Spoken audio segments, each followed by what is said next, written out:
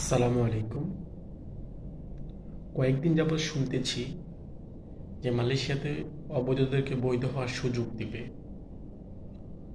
তো যদি কখনো দেয়, তাহলে আপনাদের জন্য কয়েকটা কথা বলবো।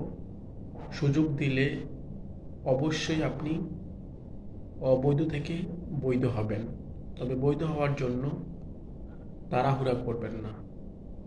মালয়েশিয়াতে অনেক রকম এজেন্ট আছে, প্রচুর এজেন্ট আছে।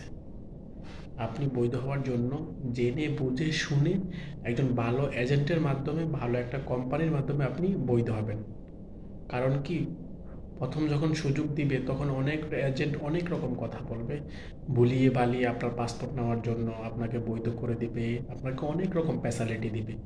যখন আপনার পাসপোর্টটা হাতে নিয়ে যাবে, তখন আর আপনাকে ওই রকম ফ্যাসিলিটি দিবে না। নেওয়ার আগে অনেক রকম তেল, অনেক রকম বাহানা দেখাবে, অনেক রকম সুযোগ ফ্যাসিলিটি দিবে, কিন্তু নেওয়ার পরে ওই রকম সুযোগ দিবে না। তো প্রবাসীরা সাবধান, যেখানেই পাসপোর্ট দেন জেনে বুঝে পাসপোর্ট দিবেন, নাইলে কিন্তু আপনি বিপদে পড়বেন। ভালো থাকবেন, সুস্থ থাকবেন।